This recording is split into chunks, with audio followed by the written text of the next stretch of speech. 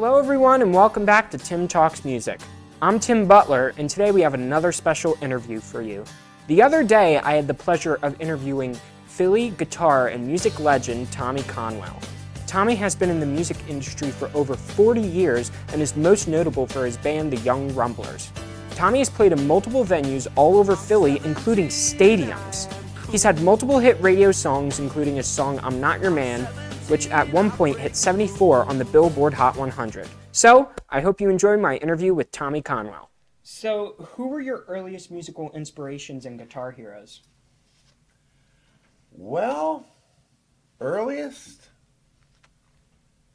Guitar heroes, probably maybe the Doobie Brothers. Old Black Water was such a great song. And China Grove. Back in the day, Steve Miller was great. My brother, I'm the youngest of three boys, no sisters. We're close in age. Joe is 11 months older than I am, and Blaze is, I guess you'd say, 3 years older. So Blaze would bring home the records, and so whatever he had is what I listened to, You know what? Really, one of the first bands that I loved, my first favorite band. I like songs, but my first one, oh my God, this is my band, was Yes, with Steve Howe on guitar, who is a bad man. And the whole band was awesome. And really, I loved Rick Wakeman too. He had the long blonde hair and the cape. He had this silver sequin cape he wore, which was brilliant because he could wear the same thing every night and always look, awesome. But anyway, I liked Yes. And then I liked Frank Zappa. I remember my first guitar lesson I took in, I guess it was 9th grade, maybe 10th. And the guy said, David Rowan in, where were we? Marion, I guess you'd call it. And he said, who do you want to play like? I said, I don't know, Frank Zappa, which is ambitious. And, so, I guess I always did like the lead guitar guys. I was always and my first teacher, I think at that lesson probably, he said, listen to this. And he played me Pat Martino's album called Consciousness. And I was like a jazz fan then and there.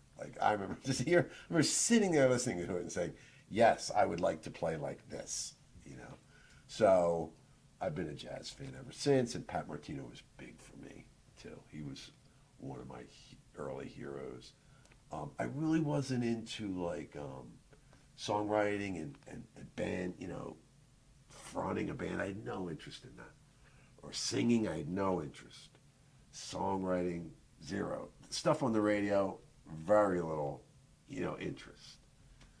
I started liking more intricate stuff, more, I guess, I don't know.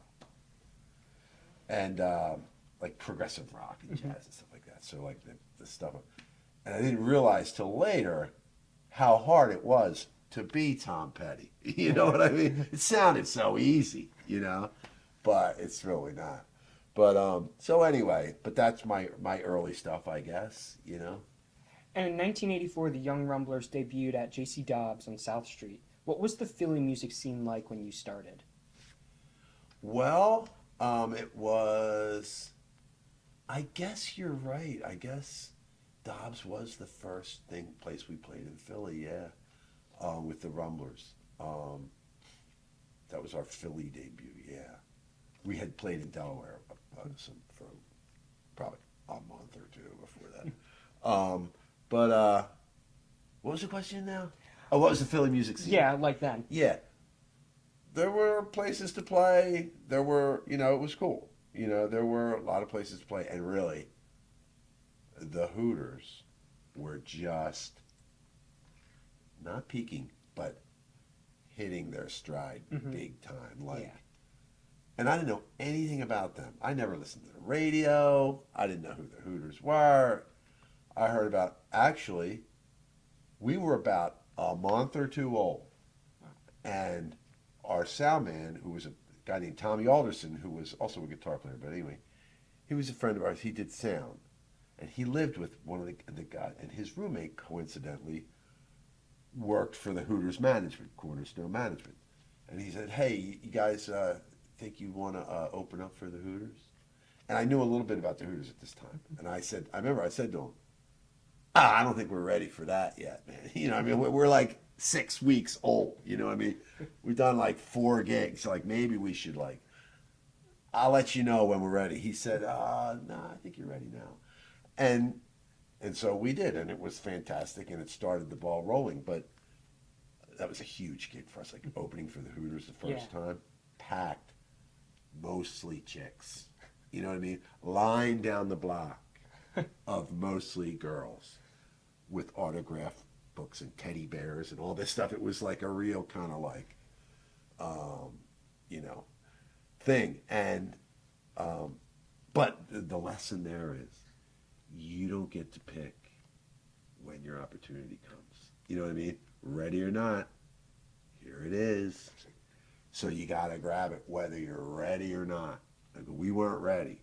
I was not ready. But, you know. And then one of your big opportunities was you were signed to Columbia Records in 1988. And this led to several hit records and singles, and you had your first mainstream #1 hit, I'm Not Your Man. Were you able to stay true to the music when the industry got involved? Maybe not. I mean, yeah, for the most part, yeah. But there were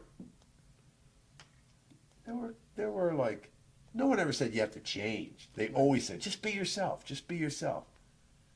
But what they didn't say is, but not like that. You know what I mean? Like, you know, like, like I don't know what my strengths were, but a weakness was probably songwriting. Mm-hmm. So I wasn't like a prolific songwriter. I didn't have like heavy lyrics or anything. I had a couple good songs. I could write a good song, but I couldn't write a lot of them quickly, you know? Mm-hmm. And so they would like set me up with other songwriters, which could be cool. Jules Shear, very cool. Who else? Oh, this guy. Oh my God. Robin LeMesurier. Loved him. British dude. Played guitar in Rod Stewart's band. Like, you know, stuff like this, right? Like people like in the music biz. But, you know, one time I wrote a song with Richard, I can't remember his last name, maybe Butler. Can't remember his last name exactly, but he wrote, there ain't no good guy, there ain't no bad guy, whatever that song is. Mm-hmm. There's only you and I, and we just did. I think he wrote that song. But anyway, the third songwriter on that was Stan Lynch from Tom Petty's band, which was fun because he was in a big band and he was funny, and whenever you meet somebody who's in a band, in a famous band, they always have a lot of to talk about the star, mm-hmm. which is hilarious. You know what I mean? So for the most part, yeah. But I mean, I think one of the things, nobody wanted me to change a lot, mm-hmm. but we did want to have a hit record, mm-hmm. you know? Yeah. And so we did want to like, and I never really had a firm identity, you know, like I could do a whole bunch of Chuck Berry, but that's not really who I wanted to be either. Yeah. You know what I mean? Mm-hmm. I wanted to grow, you know, so I can't blame anybody, you know, but you know, you collaborate with people, you know, one of the people you collaborate with is the producer who got us our record deal, you know, who was the Hooters producer, Rick Chertoff, who was a friend of my friends and a fantastic guy who I loved. And so you collaborate, you know, and you do some things that, like, you know, I don't know what I would have done different. You know what I would have done different? Everything. You know what I mean? And like, got nowhere, quite likely, you know? You might have never heard of me, you know what I mean? If I didn't, like, collaborate with some people. So it's just the way it goes. But the music business did not sell me out to any great extent. And then in the late 80s, MMR ran a contest and received 11 million postcards from high school students wanting to see you and the Young Rumblers. And you went on the American Music Awards. You were on Letterman. Rolling Stone magazine featured you. Nationwide touring. Were you able to grasp being at that level of a rock star? You know, no. I mean, yes and no. I mean, no. I never felt confident. I was never like, oh, we're like, you know, we were in the game. We were like someone who's on the Phillies but sitting on the bench most of the time, like a utility guy. You know what I mean? Like we weren't stars. You know what I mean? But we did cool stuff. Compared to everyone I knew, we were stars, but not compared to the real stars. You know what I mean? So we're big, whatever. It was awesome. Was I ready for it? Nah, because we came up so fast. Like we everything happened so quick. When we recorded our first album, that was probably the third time I was ever in a recording studio. You know what I mean? So it's not like I knew what I was doing. So, but it was a lot of fun, man. You know what was like a big moment for me? What? That I'll never forget. It's our first tour. Okay, guys, we met at some hotel in like King of Prussia. And there's 2 tour buses there. And I'm like, okay, here we go. And I remember getting on that. When that bus started to move, I was like, we're on tour. You know what I mean? Yeah. That was like the moment for me. And there were a lot of other big moments. We did big TV shows. We did Letterman, which was amazing.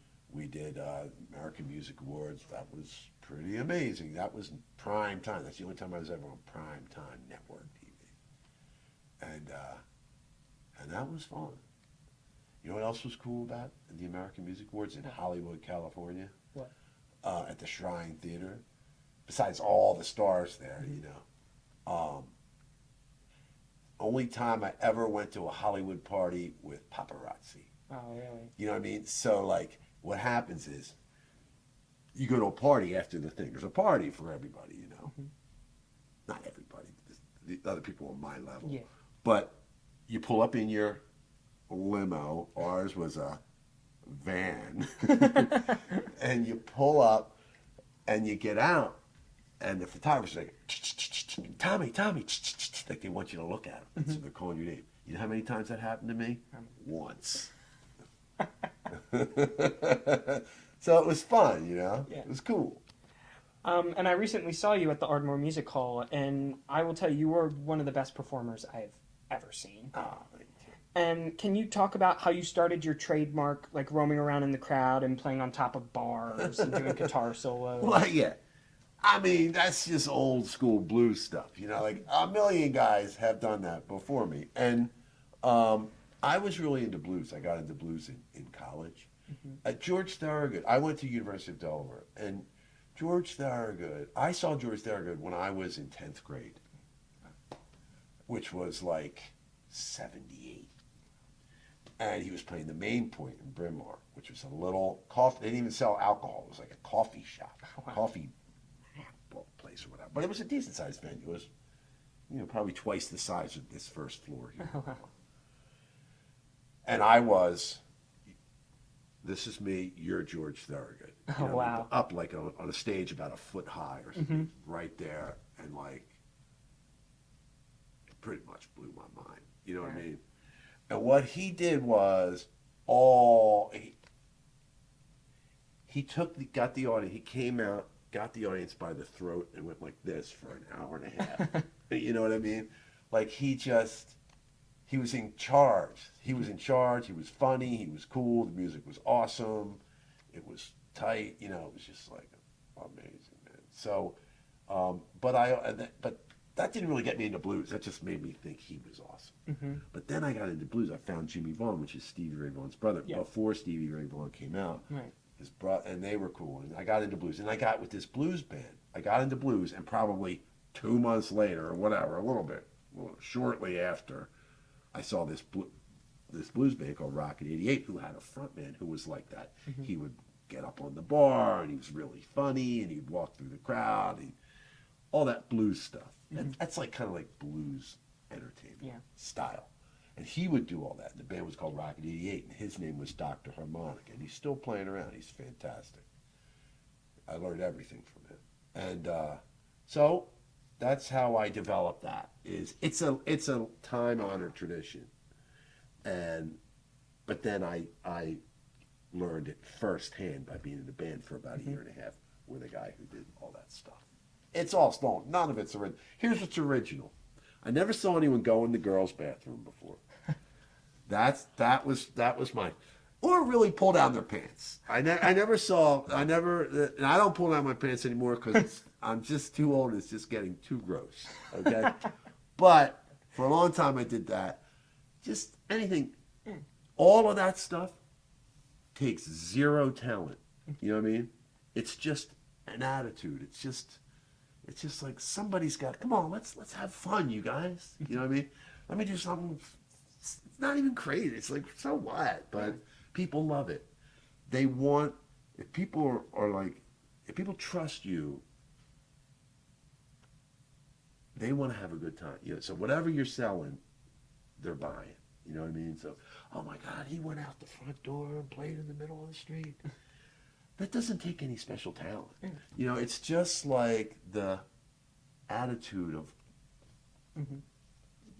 let's fool around, you know? Yeah. Can you tell me a little about your guitar named Mother and the significance it holds to you? I don't call it Mother. I think my crew used to call it Mother, but yeah. That guitar, I bought that guitar when I was into Pat Martino, when I was in high school, probably my senior year, maybe junior year. I bought it for $500 from Dave Strong, who lived around the corner from me in Ballackinwood. And it was just my guitar. And then it just so happens that, like, the Stray Cats got big, and Brian Setzer played a big guitar like that. So everyone always said, oh, Tommy plays rockabilly, which I never played rockabilly for a day in my life, in my opinion, but just my definition. But I did have a big fat guitar. And that guitar, I got autographs. I started collecting autographs. The first autograph I ever got was Dickie Betts. And shortly after, I think I got Nick Lowe, and then I got a whole bunch, you know.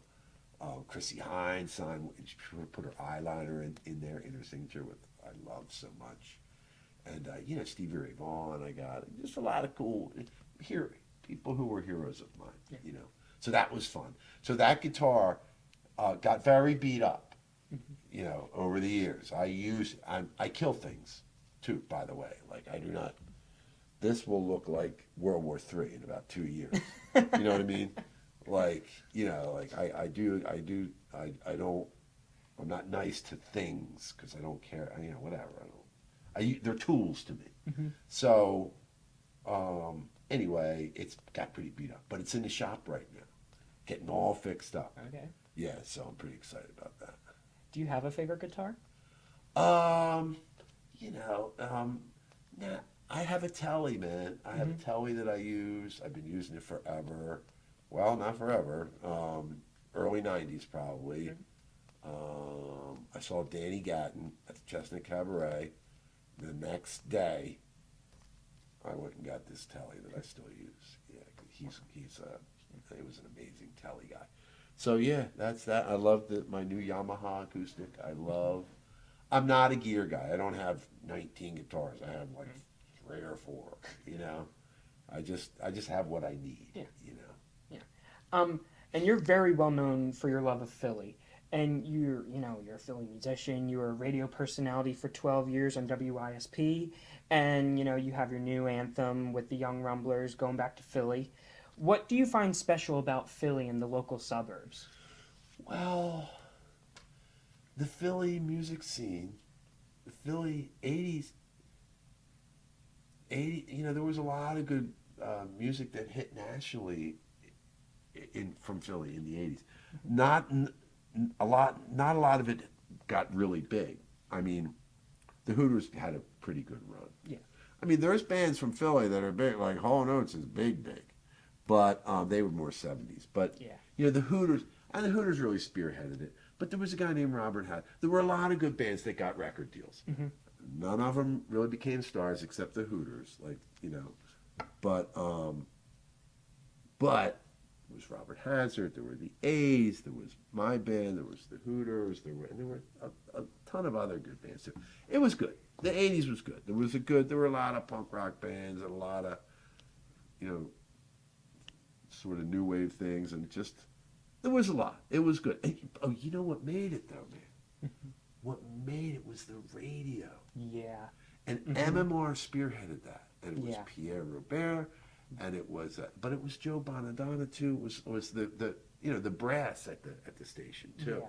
because you know, DJs, they don't pick your own music. You know what I mean? Like, it has to be approved. Everything's, and so MMR was huge in that. And another person who was huge in it was my manager, Steve Mountain, who owned the cabarets.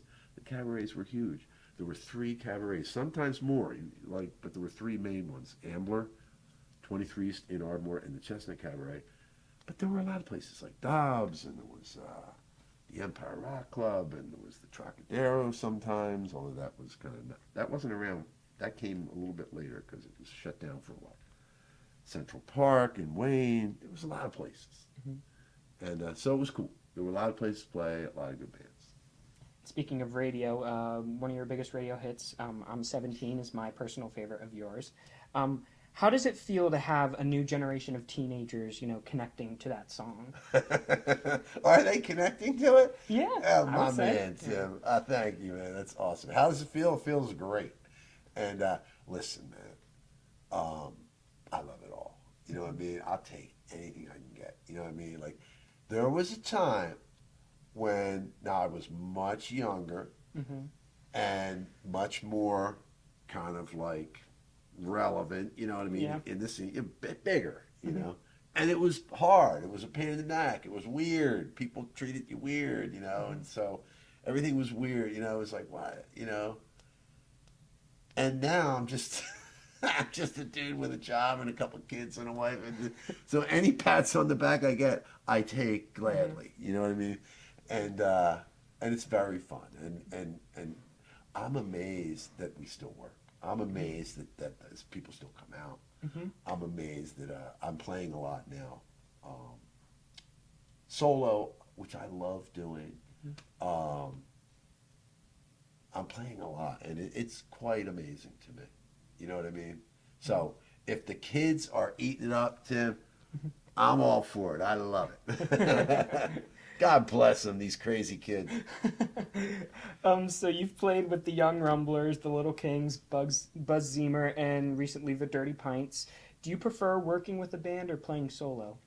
Well, they're different. I mean, a band's better. You know, it's more noisy. It's, you know, it's fun. But the nice thing about solo is, you play whatever you want. You don't have to practice with any. You don't have to call rehearsals. Right. You don't have to have a set list. You don't have to do a lot of things. You know, and you get to keep all the money. So solo's got its own charms. But I mean, those are all good bands. Yeah. You know, I don't know if you mentioned Tommy Conwell and the Little Kings in there. I did. Okay. Why did I think you would miss something? You haven't missed anything the whole time. Okay, with the Little Kings, yeah. I mean, they were good bands. So, you know, yeah, those are good bands. Buzz Ziemer, the Little Kings. Let me tell you something. In about 1996-ish, I was in Buzz Ziemer, and we had just put out our first, the first Buzz Ziemer record, which was called Plaything. That was like on the radio a lot. And I had the Little Kings, who were also like kind of like peaking. But they were the top 2 bands who played at a great little venue called the Grape Street Pub. I don't know if you've ever heard of it. I've heard of Grape Street. Yeah. So it was awesome. It was an amazing venue. And that back at that time, Manayunk was like amazing. It was a rough neighborhood that had become nice, and there was a lot of young people, you know.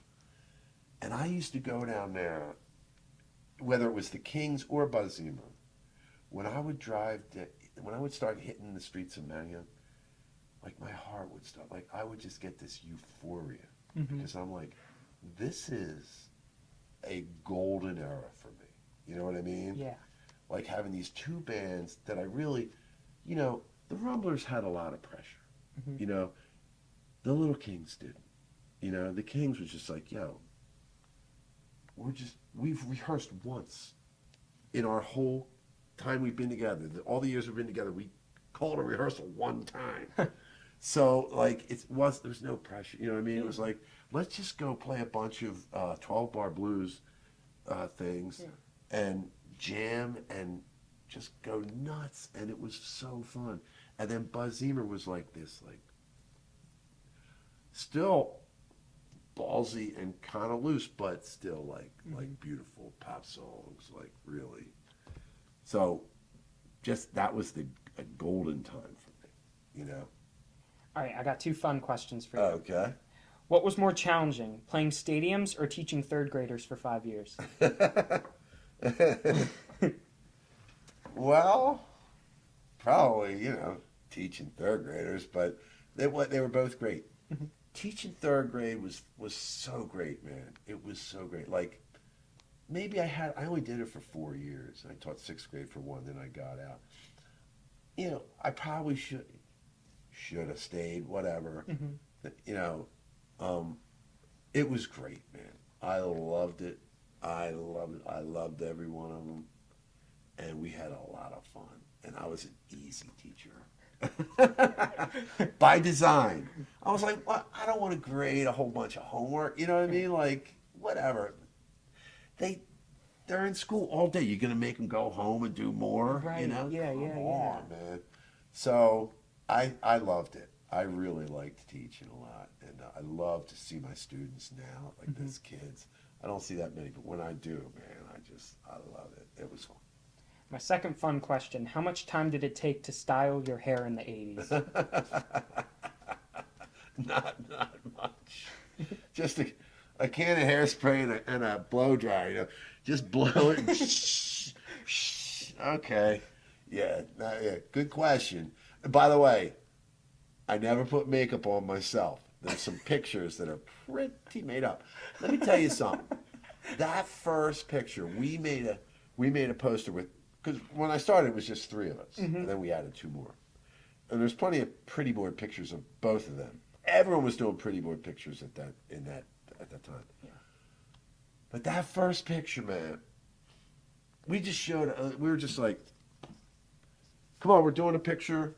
I remember it was the morning for some reason, you know, Sunday morning or whatever. Meet down at the art museum. Okay. There's a girl with a stylist. She's like, got my clothes. She's gonna, and they were all our clothes, but still, she like decided what was good. And then they started with the makeup, you know. And I didn't know what they were doing, but that poster put us on the map back then. You know what I mean? Yeah. Like, the girls ate it up. You know what I mean? And there's nothing wrong with that, you know? And, you know, so it really did. That was just, all I'm saying is, there's more than just music. You know what I mean? You know, like, there's more ways to connect with people than just the sound. You know, here's something too. Who said that? I just read Alex Van Halen's book, right? Didn't finish it, and he said his dad was a musician, and his dad said, you know, remember, because we were talking about the show. He said, remember, people go to see a band, they don't go to hear a band. You know what I mean? I love that, you know? Like, you go to see the band, you know? Yeah. It's not just the sound. So, what would you like your legacy to be? A great showman, a great guitar player, or a great songwriter?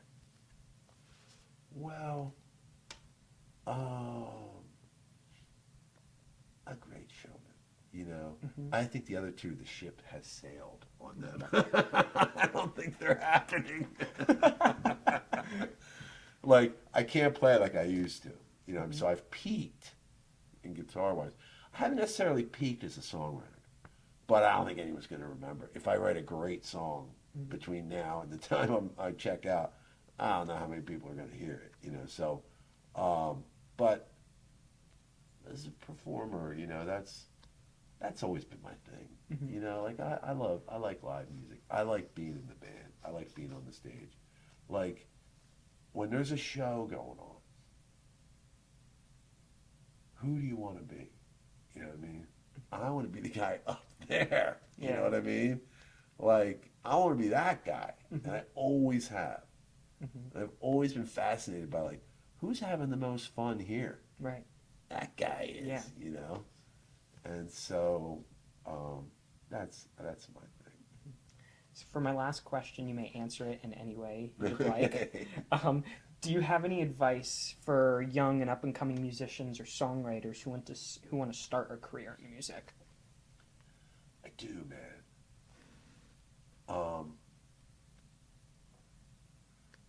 First of all, musically, I regret that I don't write music notes down. I don't read music well. I could always just hear it, like reading it. So I never got good at it. Like I can read you know, like I could figure it out. Okay, Yeah. that it would take one line would take me 20 minutes, but I could figure it out. You know, but like whatever you can learn. Yeah. What I did learn is a lot of theory. I know what makes up chords. I know where the chords are on the guitar. I play. You know, I could fool you as a jazz musician. I could fool you that I'm a jazz musician for about 5 minutes, you know. But I learned a lot of that, and it served me well, you know. It's like valuable. So I would say anything you can learn it. It's worth it. Or like learn the neck, like practice scales and boring stuff. Practice with a metronome. Anything that you can do like that, I think, can really be beneficial. And then as far as like getting out there and you know, there's luck involved. You know what I mean? Like I got lucky. You know what I mean? You don't have to everyone doesn't need to like you. The right person needs to like you. You know what I mean? So like the person who like books the club, that would be a good guy to have like you. You know what I mean? Yeah. Or the guy who manages, in my case, the guy who manages the Hooters, he liked me, you know? And he booked the clubs. You know what I mean? So that was like, thank you, God. You know? Now maybe we were good, you know, but we weren't that good. You know what I mean? We weren't like, oh my God, these guys are the Beatles. You know? So, you know, there's luck involved. But also, here's the thing that I just always, it's kind of my mantra is, why not me? You know what I mean? Someone's going to do it. Someone's going to be the singer. You know, someone's going to make records. Somebody's going to. What do they have that I don't? And really not that much. No one's got it all. Some people have a lot of talent. Guess what?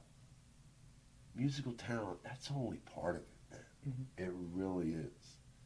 You know, it really is. There's some great artists who don't have a ton of musical talent, you know? And what they have is maybe courage to be themselves, or maybe just a ballsy, you know, or maybe just a thoughtful, you know, like approach, whatever. Just like, there's no one way to do it. And why not me? Why not you? You know, there's no reason, you know. And if you really want it, here's something I learned too. When I was in Rocket 88, and I was like 20 when I joined Rocket 88, I was 20, and the singer, he taught me that. He taught me desire goes a long way. You know, it can be just as important as talent, musical talent. And there's other talents that are important. You know, can you talk to a crowd? Do you have some? You know, is there something about you that's genuine? You know, you don't have to be a talker.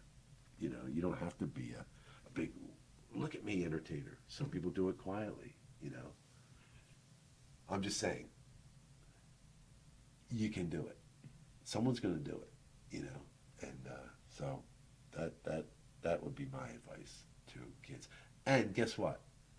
It's totally different now than it was when I was a kid. You know, like it was. But I don't know. Maybe there's some things that are in common. I think if you really want it, desire goes a long way. I remember laying in bed